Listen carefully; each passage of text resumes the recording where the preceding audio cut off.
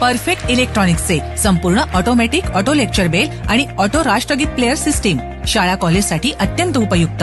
उत्पादक perfect electronics MIDC Wai. Free डेमोसाठी संपर्क 98 222 41 255. तर त्यामध्ये सुरुवातीला 3 ऍप्लिकेशन आहेत. पहिलं ऍप्लिकेशन म्हणजे तुमच्या घरात पाण्याची टाकी असते, तुमची सिंगल फेजची मोटर असते. ती मोटर तुम्ही काय करता, पाण्याची टाकी पाणी संपलं की मॅन्युअली चालू करता आणि परत पाणी ओव्हरफ्लो झाली पाण्याची टाकी तुम्ही मॅन्युअली मोटर बंद करा. परंतु तसं करायची गरज नाही. तुम्हाला जर माहिती झालं की दिवसात किती एक तास मोटर चालू झाली की आपली पाण्याची टाकी भरती असते, तुम्हाला समजलं तर ते ड्युरेशन म्हणजे तुम्ही पाऊण तासाचं ड्युरेशन, अर्ध्या तासाचं ड्युरेशन, कुठलंही ड्युरेशन तुम्ही त्याप्रमाणे इथं प्रोग्राम करू शकता. प्रोग्राम फार सोपं आहे. म्हणजे जसं C लँग्वेज आहे तसं ते अवघड नाही. म्हणजे हातातलं वेळ ॲडजस्ट करतो तसं टायमिंग ॲडजस्ट करायचं. समजा 8चं टायमिंग तुम्ही दिलं मोटरला, ऑन टायमिंग सांगितलं आणि 9चं टायमिंग ऑफ सांगितलं. एकच ड्युरेशन आपण समजा प्रोग्राम केलं, त्याच्यात खरं तर 16 ड्युरेशन टाइम ड्युरेशन आपण प्रोग्राम करू शकतो. तर 8 वाजल्यानंतर काय होतं माहिती आहे की तर 230 होते बरोबर. तर डिजिटल टाईम स्विच आहे, रिअल टाईम क्लॉक असतं. आता हे आपलं सेल्फ डिस्चार्ज झालेलं आहे तर त्यामुळं दिसत आहे डिस्प्ले. तर 8ला इथं 230 व्होल्टेज येईल. ते 230 व्होल्टेज त्या मोटरला जाईल, मोटर चालू होईल, पाणी तुमच्या टँकमध्ये पडायला सुरुवात होईल.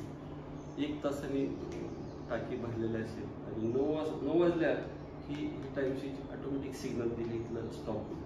230 व्होल्टेज इथलं स्टॉप होईल, पाण्याची मोटर ऑटोमॅटिक बंद. हे एक ॲप्लिकेशन झालं. दुसरं ॲप्लिकेशन सेम युनिट तुम्ही सिक्युरिटी सिस्टीममध्ये वापरू शकता. काय करायचं, तुमचा जो पोर्च लॅम्प असतो, पोर्च लॅम्पला इथलं आउटपुट द्यायचं आणि मला आणखी 6:30-7 वाजल्या, 7चं टायमिंग समजा दिलं, 7 वाजल्या की संध्याकाळी ऑटोमॅटिक लॅम्प लागतो. तुमचं दुसरं टायमिंग समजा भरलं असेल, ऑफ टायमिंग 11 वाजता बंद होईल. तुम्ही नंतर अर्ध्या तासाने ऑन ऑफ देऊ शकता. म्हणजे 11 वाजता बंद झालं की 11:30 चालू होईल. नंतर 11:30 चालू झालं की 12 बंद. अर्ध्या तासाने असं बंद चालू करू शकतो. चोरी होण्याची शक्यता साधारण 1.5 ते 3.5 मध्ये. तर 1.5 ते 3.5 मध्ये तुम्ही 15 मिनिटं ऑन 15 मिनिटं ऑफ असं प्रोग्राम करायचं. नंतर परत अर्ध्या तासाने पहाटे 5 वाजेपर्यंत प्रोग्राम करू शकता. असे 16 टाइम ड्युरेशन तुम्ही प्रोग्राम करू शकता. आणि मग हे पॉवर दिली ते ऑटोमॅटिक 7 वाजल्या तुमचं कोर्स लॅम्प लागला 11 वाजता ऑन ऑफ होणार 1:30 पर्यंत आणि परत 1:30 ते 3:30 15 मिनिटांनी ऑन ऑफ होणार. म्हणजे चोरी करताना एखाद्या बंगल्यात चोरी करते, कोर्स लॅम्प लागते काय हे बघणारच ना, अंधार आहे काय, जनरली अंधार असतो. लॅम्प बंद चालू होते याचा कोणता जागा आहे ते धाडसच करणार. जरी ही टेक्नॉलॉजी चोरापर्यंत गेली असेल, अजून नाही आम्ही डेव्हलप केलेल्या चोरापर्यंत नाही, पण चोर फार हुशार असतात असं म्हणतात. परंतु समजा चोरी ती टेक्नॉलॉजी त्यांना गेली, परंतु हे मशीननं बल्ब लावलं आहे का कसं मॅन्युअली हे कसं समजणार, त्यामुळे धाडस करणार. तर हे सिक्युरिटी सिस्टीम वापरून आता मी तर 7-8 दिवस बाहेर जातो, काय प्रॉब्लेम आहे. आणि दुसरं सेन्सर लॅम्प एक आम्ही लावलेला आहे.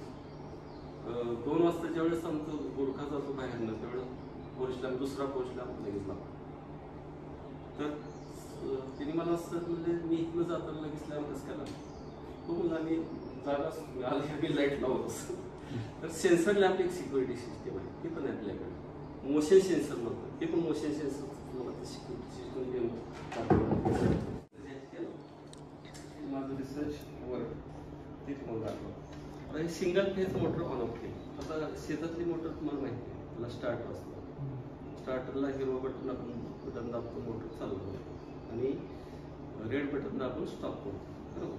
आता हे मशीन अशी डेव्हलप केलेली आहे की इथं स्टार्ट स्विच आणि इथं स्टॉप स्विच म्हणजे पोर्ट दिले, 2 वायरचे कनेक्शन काढायचे. हे 2 वायरचं कनेक्शन स्टार्ट स्विचला इथं द्यायचं. स्टार्ट स्विचला दिल्यानंतर समजा तेच उदाहरण घेऊ, 8ला आपण मोटर चालू करायचं, 9ला बंद करायचं. डिफरंट टाइम ड्युरेशन प्रोग्राम करू शकतो. हे जे वायर आहे 2 वायर आपण हिरव्या पट्ट्याला 2 टर्मिनल असतात तिथं लावायचं आणि इथं 8 वाजल्या की काय होतं इथं एक LED लाव आतला रिले ऑन होतो आणि ते 5 सेकंद ऑन होतं. म्हणजे ह्याचा अर्थ इथं जर मल्टीमीटर लावलं तर कंटिन्युटी मिळते 5 सेकंदासाठी. आणि ते हिरवं बटन दाबतो म्हणजे काय करतं प्लेटनं 2 टर्मिनल शॉर्ट करतो अलग म्हणजे हे ऑटोमॅटिक हे शॉर्ट होतं ना इंटरनली त्यामुळे मोटर स्टार्ट होतं. आता दुसरं जे असलंच पोर्ट इथं मी लावायचं आहे हे स्टॉप स्विच आहे. हे 2 वायर जे आलेले आहेत स्टॉप स्विचच्या सिरीजमध्ये लावायचे. म्हणजे सिरीजमध्ये कसं लावायचं तिथं पण 2 टर्मिनल असतात वायर जोडलेले असतात त्यातली एक वायर खोलायची म्हणजे 2 टर्मिनल झाले ते 2 टर्मिनल लावायचे. म्हणजे त्या स्टॉप स्विचच्या सिरीजमध्ये आतलं एक रिलेचं स्विच आलेलं आहे. तिथं ऑफ टायमिंग भरलेलं असतं. समजा 9चं भरलं 9 आले की रेड लागतो आणि इथं कंटिन्युटी असते अगोदर परंतु 9 वाजल्यानंतर कंटिन्युटी ब्रेक होते. तुम्ही जर मल्टीमीटर लावला आणि इथं 9 वाजायच्या आत बघितलं तर कंटिन्युटी आलेली असते आणि 9 वाजल्या की कंटिन्युटी डिस्कनेक्ट होती किती 5 सेकंदासाठी. म्हणजे थोडक्यात ते स्टॉप स्विच दाबल्यासारखं ऍक्ट झालं ना त्यामुळे मोटर बंद ऑन करायचं काढून घ्यायची. म्हणजे युनिट चालू झालं त्यावेळेस सायरन वाजणार नाही. ज्यावेळेस सेटर खाली दाबतो त्यावेळेस हा जो रॉड आहे सरफेसला टच झालेला असतो तो दाबला जातो बरोबर. म्हणजे सिक्युरिटी ऍक्टिवेट झाली परंतु सायरन लगेच वाजत नाही 15 मिनिटांनी वाजतो. तोपर्यंत किल्ली घेऊन बाहेर येणार लॉक करणार सेटरला आणि घरी जाणार. समजा अनोळखी पर्सन आला या किल्ले लॉक त्याने काढलं दाबा सेटर उचकटलं की हा जो रॉड काय होईल लगेच रिलीज होणार. रिलीज झालं की सायरन जोरात वाजायला लागेल.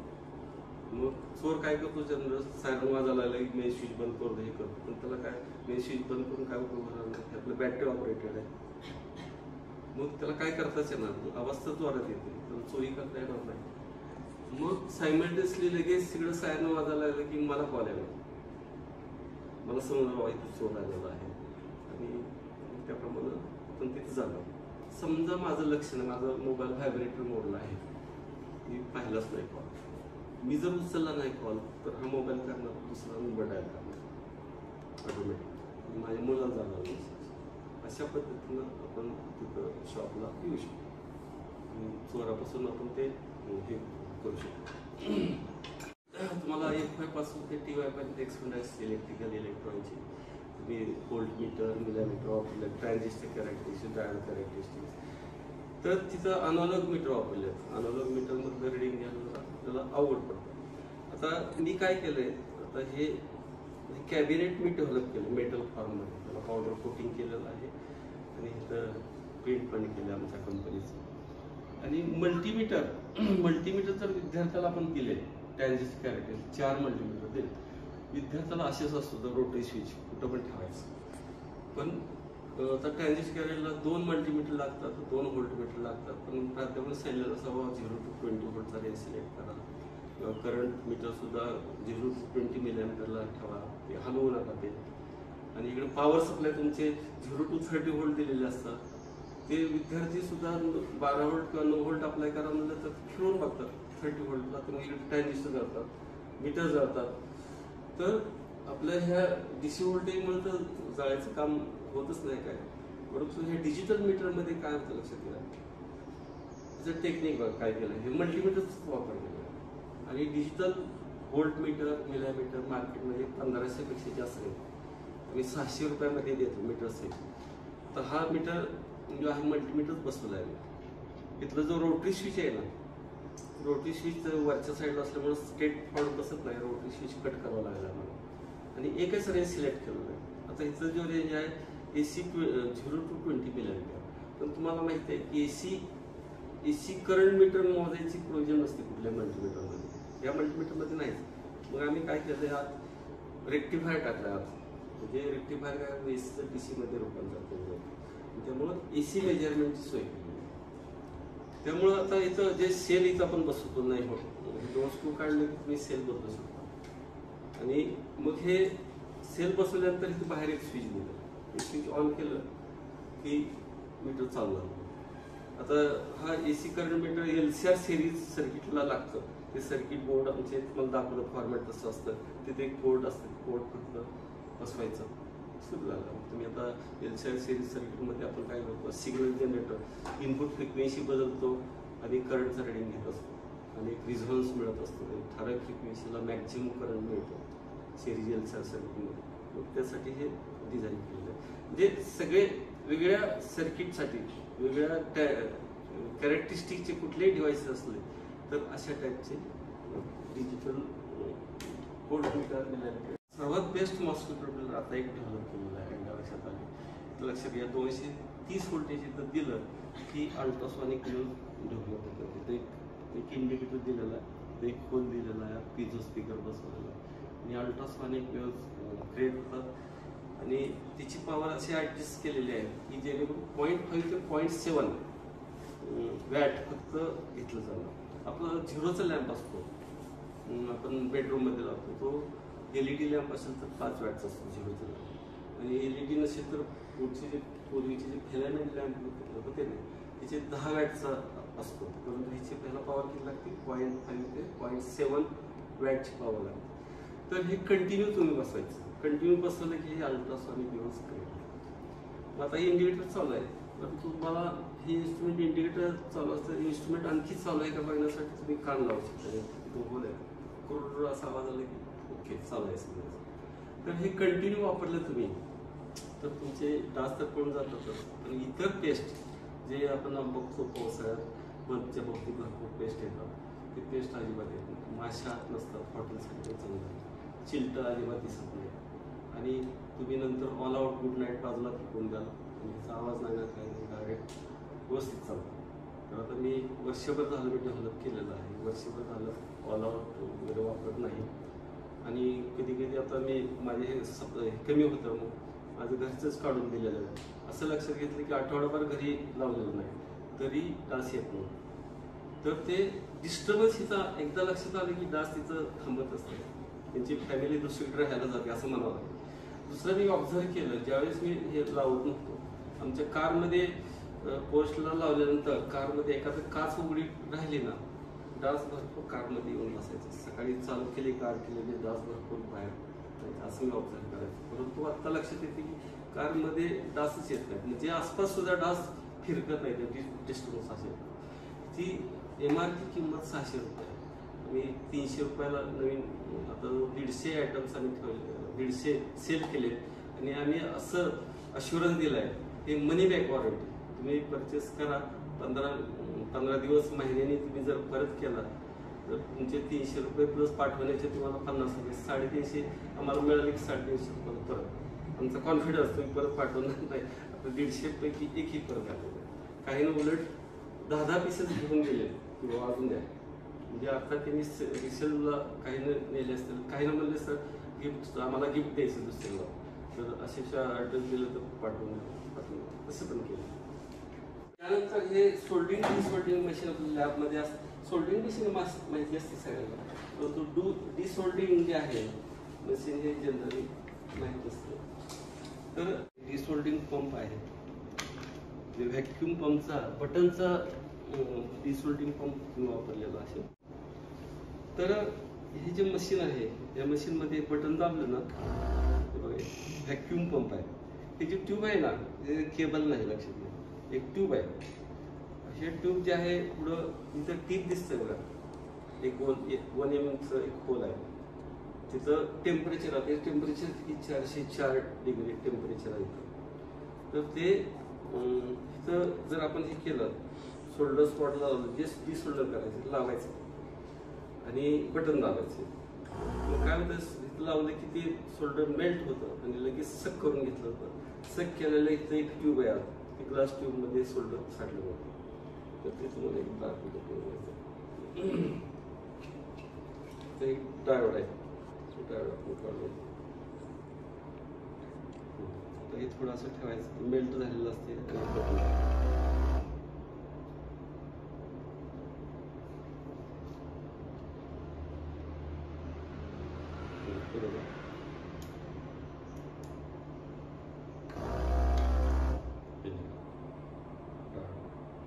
तर हे डिसोल्डिंग पंप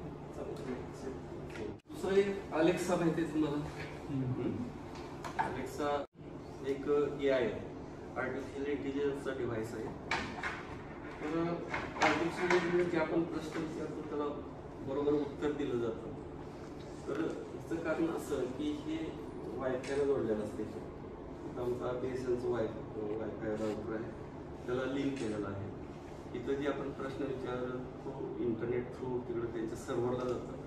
सर्व्हरमध्ये ह्यूज डाटा असतो, सगळे उत्तर असतात. आपण जे विचारलेला प्रश्न बरोबर त्याचं अनालाइज केलं जातं, बरोबर त्याला उत्तर रिप्लाय केलं जातं. तर हे 5 व्होल्टवर चालतं. म्हणजे समजा तुम्ही हे घेतलं विकत आणि 5 व्होल्ट दिलं आणि लगेच तुम्ही विचारलं तर तसं होत नाही. कारण बऱ्याच वेळेस आता कॅमेरा पण आहे आणि हे दुसरं असं डिव्हाइस असं सांगण्यात आलं की सर आम्ही घेतलं अलेक्सा मार्केटमधला आणि 5 व्होल्ट दिलं, मी विचारतो प्रश्न काहीच रिप्लाय देत नाही. तर त्याला एक कन्फ्युगर करण्याची प्रोसेस आहे. तर ते कन्फ्युगर करावं लागतं. पण ते वायफाय कॅमेरा आहे त्याचं पण जे मला तर त्याचं पण ते कन्फिगरेशन केल्याशिवाय होत नाही. अमेझॉनला मिळतात ते, त्याला कन्फिगरेशनला अर्धा 1 तास तरी घालवावा. सगळं तुमचं हे पासवर्ड वगैरे, तुमचं ईमेलचं युजर नेम पासवर्ड हे द्यावं लागतं, मग ते बरोबर येत. तर आता ह्याचं डेमो तुम्हाला दाखवतो. Alexa, who is prime minister of India? The current Prime Minister of India is Narendra Modi. Okay. Alexa, how many districts are in Maharashtra? According to an Alexa Answers contributor, Maharashtra is divided into 6 revenue divisions, which are further divided into 36 districts. 36. Alexa, how many states are in India? India has 28 states, including Andhra Pradesh, Arunachal Pradesh, Assam, Bihar, and Chhattisgarh. Alexa, how many countries are in the world? There are 195 countries in the world today. This total comprises 193 countries that are member states of the United Nations and 2 countries that are non-member observer states, the Holy See and the State of Palestine. Alexa, what is distance between Sun and Earth? The average distance between the Sun and Earth is 149.6 million kilometers, 93 million miles, which is approximately 1 astronomical unit, AU. Next 2 product आहेत ते IoT based product आहेत. IoT म्हणजे माहिती आहे तुम्हाला? IoTचा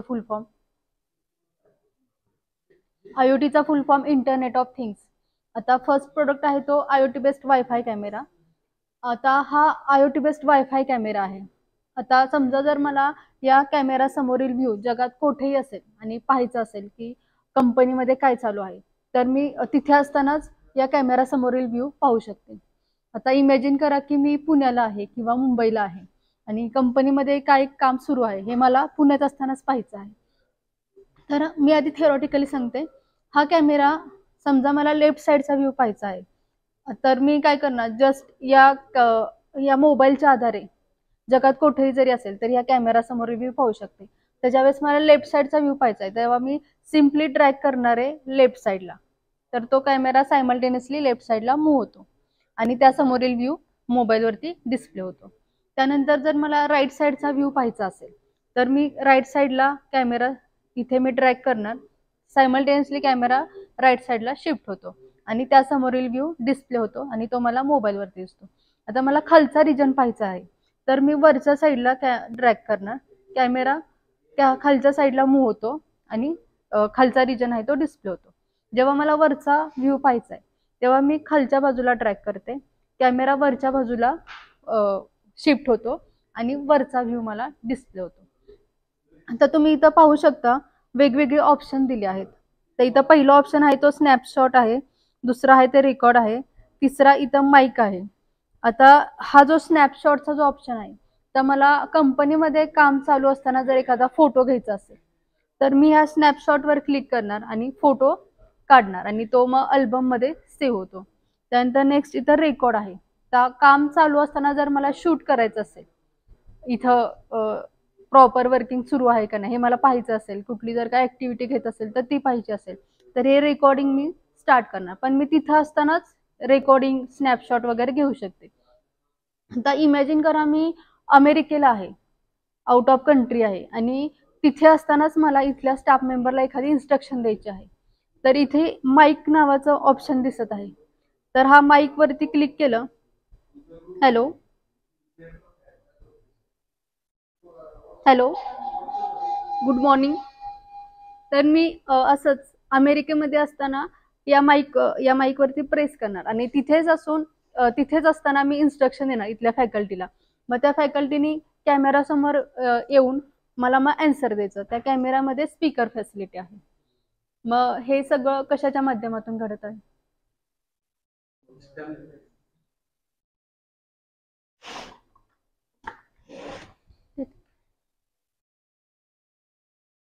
इंटरनेटच्या माध्यमातून घडत आहे. आता हा वायफाय कॅमेरा जो आहे त्याला फक्त 5 व्होल्ट दिलं आणि तो ऑपरेट झाला असं होत नाही. तर आता इथं आमचं BSNLचा राउटर आहे, त्याच्याशी ते कॉन्फिगर केलं आहे. साधारण 20 मिनिट जातात पूर्ण इन्स्टॉलेशन कम्प्लीट होईल. नेक्स्ट प्रोडक्ट आहे 4 चॅनल रिमोट कंट्रोल. हे 4 चॅनल रिमोट कंट्रोल कार्ड आहे.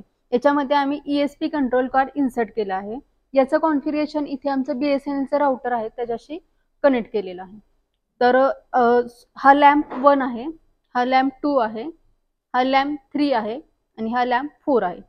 आता या मोबाईलच्या आधारे जगात मी कुठेही असेल तर हे लॅम्प ऑन ऑफ करू शकते. आता तुमच्या मनात गैरसमज असेल की इथे फक्त राउटरचं कनेक्शन आहे म्हणून इंटरनेटचं कनेक्शन मिळाल्यामुळे मी इथल्या इथं लाईट ऑन ऑफ करू शकते. तर असं नाही. मी जगात कुठेही असेल, आउट ऑफ कंट्री असेल, दिल्लीला असेल, कॅनडाला असेल, तरी या मोबाईलच्या आधारे इंटरनेटच्या माध्यमातून मी हे लॅम्प ऑन ऑफ करू शकते. तर इथं सुरुवातीला तुम्ही पाहू शकता की स्टेट्स काय दिल्यात. ऑफ स्टेट सर्वांना दिसत आहेत. तर आता पहिल्यांदा मी लाईट 1 ऑन करते. तर हा लाईट 1 ऑन होईल. त्यानंतर ना लाईट 2 ऑन करते. लाईट 2 ऑन झाला. त्यानंतर आता हा लाईट 3 ऑन करते. तो खाली जो आहे तो लाईट 3 आहे. लाईट 3 ऑन झाला. त्यानंतर लाईट 4 ऑन करते. हे तुम्ही प्रोजेक्टसाठी सुद्धा मिनी प्रोजेक्टसाठी सुद्धा तुम्ही हा एक्सपेरिमेंट करू शकता. प्रोजेक्ट ॲज अ प्रोजेक्ट म्हणून सुद्धा घेऊ शकता. आता 1 बाय 1 एक लॅम्प मी ऑफ करून दाखवते. लाईट 3 ऑफ केला. त्यानंतर लाईट 2 ऑफ केला. लाईट 1 ऑफ केला आणि लास्ट लाईट 4 ऑफ केला. या कार्डची रेंज काय असेल? हे कंट्रोल कार्डची रेंज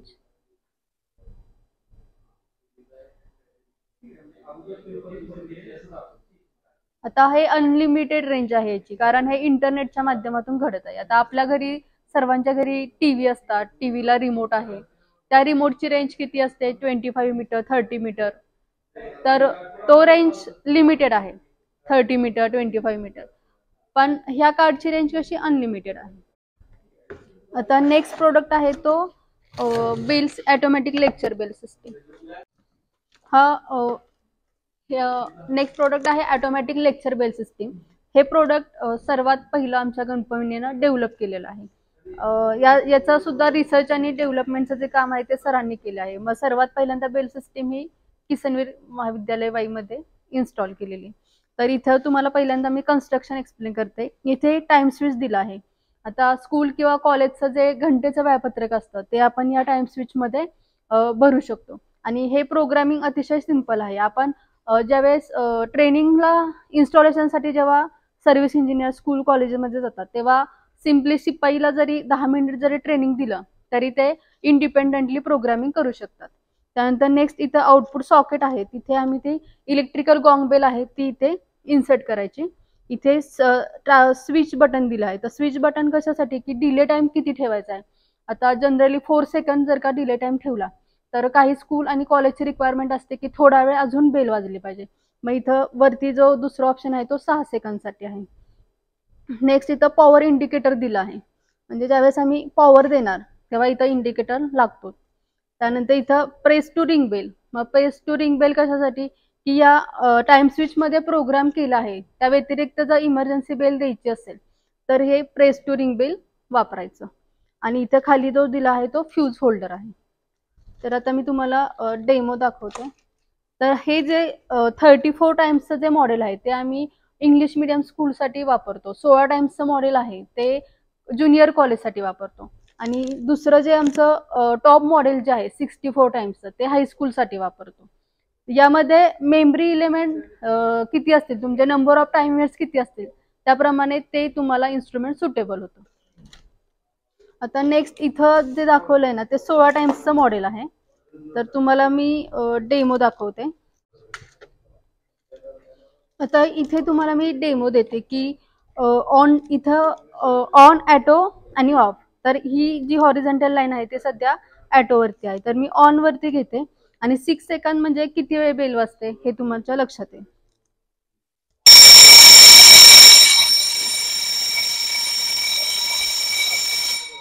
आता 4 सेकंद म्हणजे किती वेळ बेल वाजते.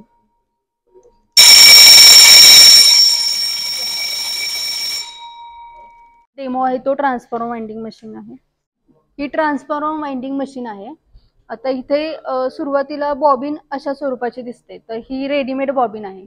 याच्या आम्ही एका बाजूला प्रायमरीसाठी 2 वायर्स काढतो आणि सेकंडरीसाठी 2 वायर काढतो. तर इथे सेकंडरीसाठी 3 वायर्स लागतात. एक मिडल जी वायर आहे ती सेंटर टॅप आहे. तर प्रायमरीसाठी आम्ही नंबर ऑफ टर्न्स 5000 देतो. तर इथे तुम्ही पाहू शकता की इथे नंबर ऑफ टर्न्स या काउंटरवरती डिस्प्ले होतात. हा काउंटर दिला आहे. ही वाइंडिंग मशीन आपण मॅन्युअली सुद्धा ऑपरेट करू शकतो. इथे आम्ही मोटर कनेक्ट केली आहे. त्यानंतर आता इथं सध्या आम्ही सेकंडरीचं काम करत आहोत. तर सेकंडरीसाठी नंबर ऑफ टर्न्स 400 + 400 असे टोटल 800 नंबर ऑफ टर्न्स देत असतो. आणि प्रायमरीसाठी 45 गेजची वायर यूज करतो आणि सेकंडरीसाठी 34 गेजची वायर यूज करतो. तर सुरुवातीला वायर इथून अशी इन्सर्ट करून घ्यायची. त्याच्यानंतर इथून या चक्रातून काढून घेतल्यानंतर इथे आपल्याला टेन्शन सेट करायचं असतं आणि अशीच वायर अशीच खाली काढून घ्यायची आणि इथे सिम्पली इथं फक्त आपल्याला सोल्डर करायचं असतं वायरला एका पॉइंटला आणि ट्रान्सफॉर्मर वाइंडिंग स्टार्ट करायचं. वाइंडिंग स्टार्ट केल्यानंतर नंबर ऑफ टर्न्स किती झाले ते या काउंटरवरती डिस्प्ले होतात. तर आता इथे वाइंडिंगचं काम पूर्ण झालं आहे. ह्याच्यावरती primary 5000 number of turns plus secondary 800 number of turns दिलेले आहेत. मग संपूर्ण जेव्हा वाइंडिंगचं काम पूर्ण होतं तेव्हा बॉबिन अशा स्वरूपाची दिसते. आता आपल्याला याच्या पुढे नेक्स्ट लॅमिनेशन कसे करायचे हे बघायचे. तर इथे 2 टाईपच्या लॅमिनेशन प्लेट्स आहेत. तर ही ई टाईप लॅमिनेशन प्लेट्स आहे. हे पाहू शकता तुम्ही, ही ई टाईप लॅमिनेशन प्लेट आहे आणि दुसरी आहे ती आय टाईप लॅमिनेशन प्लेट्स आहे. आता हे इन्सर्ट कशा करायच्या ते मी तुम्हाला एका बॉबिन वरती दाखवते. फक्त अल्टरनेट ह्या ई टाईप प्लेट्स आहेत त्या या जी रिकामी स्पेस आहे तिथं फक्त इन्सर्ट करून घ्यायच्या आणि या 2 प्लेट्सच्या मध्ये जो गॅप शिल्लक आहे तर तुम्हाला दिसतोय का, त्यामध्ये फक्त ही आय टाईप प्लेट बसवायची असते. आणि जेव्हा संपूर्ण ट्रान्सफॉर्मर पूर्ण होतो त्यावेळेस तो अशा स्वरूपाचा दिसतो.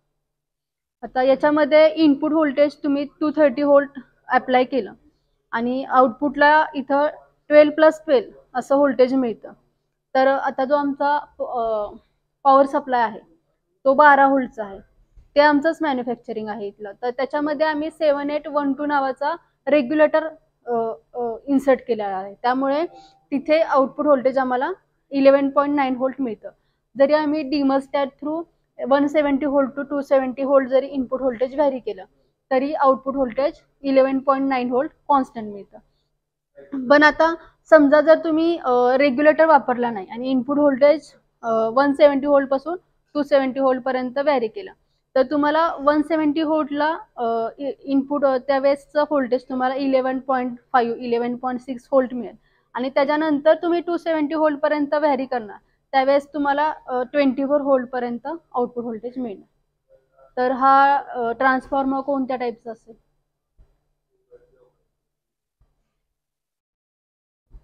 तुम्ही पण सांगू शकता सर. हो, पण ट्रान्सफॉर्मरचे प्रायमरीचे जे नंबर ऑफ टर्न्स आहेत ते 5000 आहेत आणि सेकंडरीसाठी 400 + 400 असे 800 आहे. ठीक आहे, मी नेक्स्ट तुम्हाला ट्रेनिंग डिटेल्स सांगते. मला एक कॅटलॉग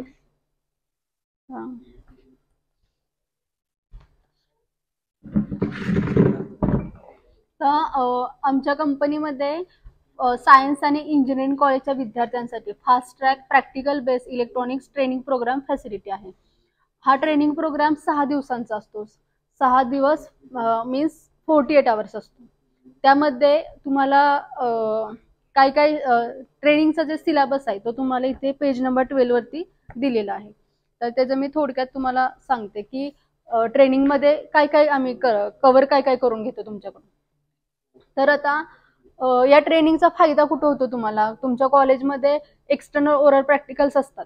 आपल्याला प्रत्येक सब्जेक्टचे एक्सटर्नल येतात. कॉलेज बाहेरच्या कॉलेजचे ॲज एक्सटर्नल असतात, आपल्या कॉलेजचे फॅकल्टी ॲज इंटरनल असते. तर तुम्हाला ओरल एक्झाममध्ये जास्तीत जास्त मार्क्स कसे मिळवता येतील त्यासाठी आम्ही ट्रेनिंगमध्येच असताना तुमच्याकडून दररोज 1 तास ओरलची तयारी करून घेत असतो. तर त्यामध्ये पहिल्या दिवशी आम्ही डिजिटल इलेक्ट्रॉनिक्सचे 8 एक्सपेरिमेंट शिकवतो. ते एक्सपेरिमेंट तुम्हाला 2 तासात पूर्ण करायचे असतात.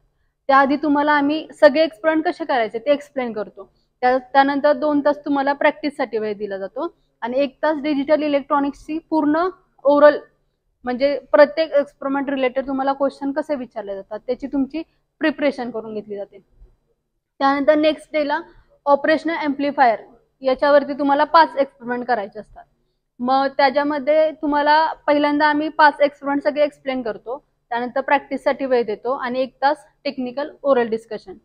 त्यानंतर नेक्स्ट डेला ऑसिलेटर आणि एम्प्लिफायरचे 5 एक्सपेरिमेंट करायचे असतात. मग ते तुम्हाला आधी सगळे एक्सपेरिमेंट कसे करायचे, डीएसओ कसा वापरायचा. आता तुमच्यापैकी कोणाला डीएसओ आणि सीआरओ मधला डिफरन्स माहिती आहे का?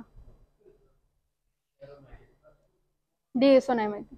आता सीआरओ आणि डीएसओ मध्ये मेन डिफरन्स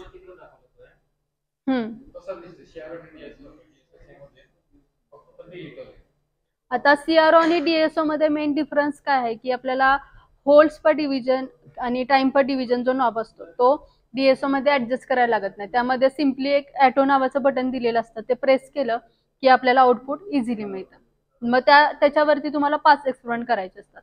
मग ते 5 एक्सपेरिमेंट तुम्हाला पहिल्यांदा एक्सप्लेन केले जातात आणि नंतर शिकवलं प्रॅक्टिससाठी वेळ दिला जातो. आणि त्याच्यानंतरचा 1 तास जो आहे तो ऑसिलेटर आणि एम्प्लिफायरची ओरलसाठी दिला जातो. त्यासोबत नेक्स्ट डेला तुम्हाला 2 सॉफ्टवेअर शिकवले जातात. एक डिझाईन वर्स एक्सप्रेस नावाचं सॉफ्टवेअर आहे. त्या सॉफ्टवेअरच्या आधारे आता आपण जनरली कॉलेजमध्ये पेन पेन्सिलच्या साह्याने सर्किट डायग्राम ड्रॉ करतो. तर त्या सॉफ्टवेअरच्या आधारे आपण वेगवेगळे सिम्बॉल पिकअप करून एक सर्किट डायग्राम ड्रॉ करू शकतो आणि त्याचं ट्रेनिंग मग तुम्हाला 1-2 तासात दिलं जातं आणि त्यानंतर मग प्रॅक्टिससाठी वेळ दिला जातो. त्याच्यानंतर नेक्स्ट डेला पीसीबीचं लेआउट कसं काढायचं किंवा पीसीबीचं जे ट्रॅक्स असतात आर्टवर्क ते कसं काढायचं त्याच्यासाठी तुम्हाला एक्सप्रेस पीसीबी नावाचं एक सॉफ्टवेअर आहे, त्याचं ट्रेनिंग दिलं जातं आणि त्यानंतर मग प्रॅक्टिससाठी वेळ दिला जातो. त्यासोबत तुमच्याकडे तुमचा एक ट्रेनिंगमध्ये असताना एका एक्सपेरिमेंटवरती तुम्हाला एक सेमिनार द्यायचा असतो. मग तुम्हाला त्यामध्ये एक्सपेरिमेंटचं टायटल सांगितलं जातं. मग त्याचा स्टडी करून तुम्ही सेमिनार द्यायचा आणि त्या सेमिनारचा व्हिडिओ यूट्यूब चॅनलवर अपलोड केला जातो. त्याच्यानंतर ट्रेनिंगमध्येच असताना तुमच्याकडून एक प्रोजेक्ट करून घेतला जातो. त्यामध्ये तुम्हाला एक पीसीबी दिला जातो, त्यानंतर काही लूज कंपोनंट्स दिले जातात. मग ते सगळे कंपोनंट्स पीसीबी वरती माउंट करून घ्यायचे आणि 1 बाय 1 एक कंपोनंट सोल्डर करायचा आणि ते सोल्डर करून झालं की त्याच्यानंतर मग टेस्टिंग कसं करायचं हे पण शिकवलं जातं. आणि सोल्डरिंग कम्प्लीट झाल्यानंतर टेस्टिंग केलं की त्याच्यानंतर मग डिसोल्डरिंग प्रोसेस सुद्धा शिकवली जाते. आणि सर्वात शेवटी आमची एक इव्हॅल्युएशन टेस्ट आहे. ती इव्हॅल्युएशन टेस्ट गुगल फॉर्मची जी लिंक आहे त्याच्या आधारे एक इव्हॅल्युएशन टेस्ट घेतली जाते.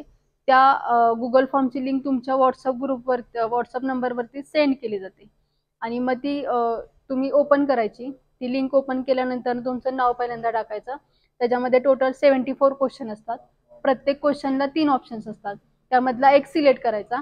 टोटल 74 क्वेश्चन सॉल्व्ह झाले की लास्टला सबमिट नावाचं बटन असतं, त्या बटनवरती क्लिक करायचं. त्याच्यानंतर मग तुमचा स्कोर मोबाईलवरती डिस्प्ले होतो. मग त्या स्कोरचा स्क्रीनशॉट आमच्या माझ्या किंवा सरांच्या मोबाईल नंबरवरती पाठवायचा आणि त्या स्कोरच्या आधारे तुम्हाला ट्रेनिंगचं सर्टिफिकेट देण्यात येतं. आणि आमचा एक प्लेसमेंट सेल ग्रुप आहे, त्यामध्ये तुमचं ट्रेनिंग कंप्लीट झाल्यानंतर तुमचं एनरोल केलं जातं त्या ग्रुपला नाव आणि इन फ्युचर कोणत्या कंपनीजमध्ये जॉब ओपनिंग्स आहेत हे तुम्हाला व्हॉट्सअपवरती पाठवलं जातं. आता आमच्या कंपनीमध्ये पलूस कॉलेजचे 4 मुली आलेल्या, MSc कॉलेज, MScच्या होत्या, MSc फिजिक्स. त्यांच्या HODचं नाव पवार सर आहेत. तर त्या मुलींनी वाईमध्येच इथे राहण्याची व्यवस्था आहे, तर त्यांनी स्वतः त्या इथं आल्या होत्या. त्यांनी 6 दिवस ट्रेनिंग कंप्लीट केलं. त्यांना चौघींना सुद्धा स्वारगेटला एकाच कंपनीमध्ये जॉब मिळाला. त्यांनी याच कंपनीचं ट्रेनिंगचं सर्टिफिकेट तिथं दिलं. तर जॉब मिळाल्यानंतर पवार सरांना त्यांनी फोन करून सांगितलं की आम्ही परफेक्ट इलेक्ट्रॉनिक्समध्ये कमर्शियल ट्रेनिंग केलं. त्या सर्टिफिकेटच्या आधारे आम्हाला चौघींना एकाच कंपनीमध्ये जॉब मिळाला. तर पवार सरांनी नेक्स्ट BSc फिजिक्सच्या 4 मुली पाठवल्या. त्या मुलींचं सुद्धा ट्रेनिंग झालं. आता त्या मुली MSc करतात. आणि लोणार कॉलेजचे शेख सर आहेत. त्या शेख सरांनी सुद्धा गेल्या वर्षी व्हिजिट आणलेली. तर त्यांनी आम्हाला ऑनलाईन ट्रेनिंगमध्ये चांगला इंटरेस्ट दाखवला. त्यांचे सुद्धा 10 विद्यार्थी होते. मग त्यांनी सुद्धा हो. आणि आता तुमचं कसं MOU अंतर्गत म्हणजे MOU झालेला आहे ना तुमच्या कॉलेजचा, मग तुम्हाला फीजमध्ये डिस्काउंट सुद्धा मिळाला जातो. 2,500 आहे आणि मग डिस्काउंट होतो. पण आता 2,000च केली आम्ही आणि मग तुम्हाला डिस्काउंटमध्ये मग अजून लेस होणार. तुम्हाला काय डाऊट आहे? परफेक्ट इलेक्ट्रॉनिक्सचे संपूर्ण ऑटोमॅटिक ऑटो लेक्चर बेल आणि ऑटो राष्ट्रगीत प्लेअर सिस्टीम शाळा कॉलेजसाठी अत्यंत उपयुक्त. उत्पादक perfect electronics MIDC Wai. Free डेमोसाठी संपर्क 98 222 41 255.